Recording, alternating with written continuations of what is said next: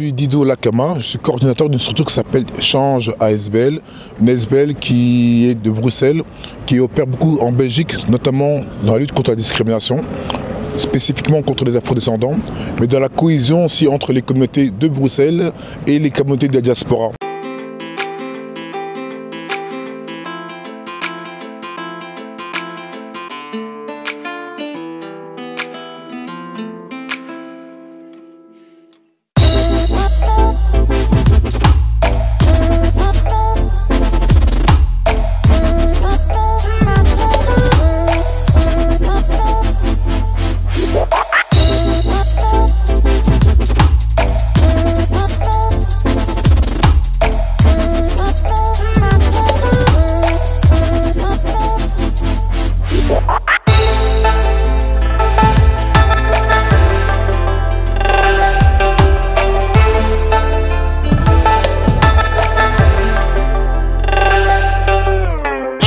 ASBL, une ASBL qui est de Bruxelles, qui opère beaucoup en Belgique, notamment dans la lutte contre la discrimination, spécifiquement contre les afro-descendants, mais dans la cohésion aussi entre les communautés de Bruxelles et les communautés de la diaspora.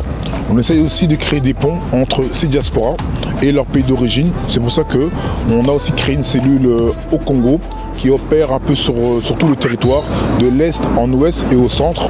Et on essaie vraiment de sensibiliser la diaspora, mais aussi de l'impliquer au développement de notre pays qui est la RDC.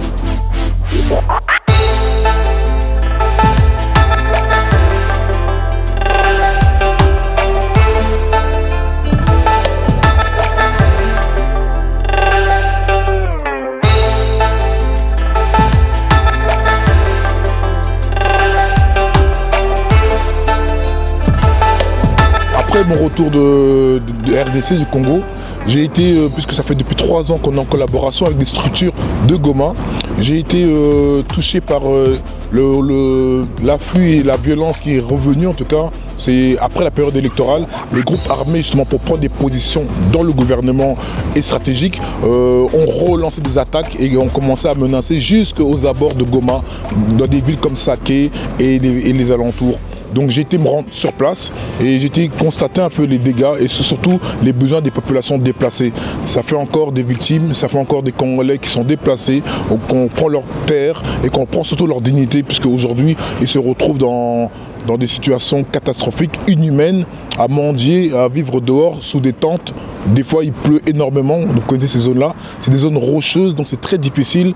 Et voilà, j'aurais promis que dès mon retour, j'allais sensibiliser la communauté internationale, mais surtout d'abord la diaspora congolaise et tous les amis du Congo, pour essayer de mettre en place un collectif comme on avait fait en 2021, c'était SOS Goma.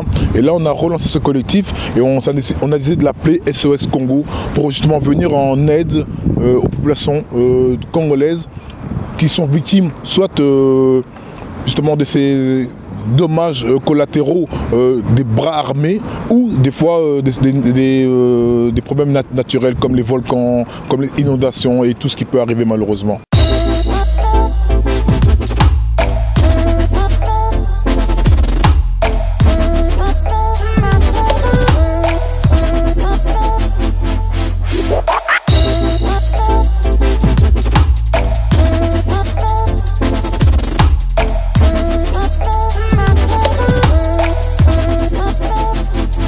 Là, on est au Palais 1, on a eu l'accord de Bruxelles Expo pour avoir ce grand local, vous allez voir, il est immense, très propre, très organisé. Ils ont pu faire des collectes quand il y a eu la guerre en Ukraine, ils ont fait des collectes ici quand il y a eu la guerre en Turquie et aussi le tremblement de terre au Maroc. Donc du coup, ils ont aussi donné l'occasion aux Congolais de venir prendre possession des lieux grâce à la collaboration des autorités de la ville de Bruxelles. Et c'est grâce à ça qu'aujourd'hui on a cet endroit et on invite toute la population à venir justement apporter des dons. que ce soit des vêtements pour hommes, des vêtements pour femmes, des vêtements pour enfants, propres, pas de poubelles qu'on veut se débarrasser, non, vraiment des choses propres qu'on vous demande de trier en avance chez vous. Un carton pour les vêtements d'hommes, un carton pour les vêtements de femmes, un carton pour des chaussures, un carton pour les enfants. Comme ça nous permet ici de gagner beaucoup de temps et de ne pas refaire le tri. On compte vraiment sur la solidarité, mais consciente. Ces populations en ont aussi besoin, donc des médicaments, des vivres non périssables, beaucoup de boîtes de conserve, les vêtements, on l'a dit, mais aussi des tentes, des bâches et tout ce qui peut leur servir justement dans leur quotidien. On peut aussi amener des jouets pour les enfants parce que bon, à un moment donné, être enfant dans ces zones-là, on n'a pas toujours l'occasion de profiter de son enfance. Et ça, si on peut permettre à ces enfants de vivre un petit moment de quoi des joies, ça pourrait être nécessaire. Mais surtout, le nerf de la guerre, c'est l'argent.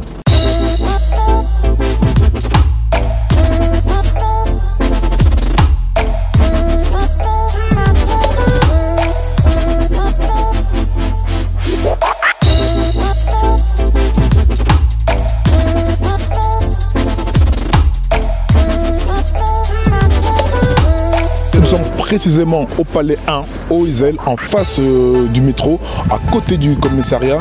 Et là, en fait, nous sommes là à partir d'aujourd'hui, ça veut dire du 26 jusqu'au 3. Peut-être qu'on aura une prolongation jusqu'au 5 ou 6, à voir. Mais en tout cas, ce qui est sûr, c'est que du 26 au 3, nous sommes sur place et on est ouvert de midi jusqu'à 20h. Et là, vous pouvez venir participer parce qu'on cherche des bénévoles, ceux qui ont du temps, de l'énergie, de l'amour.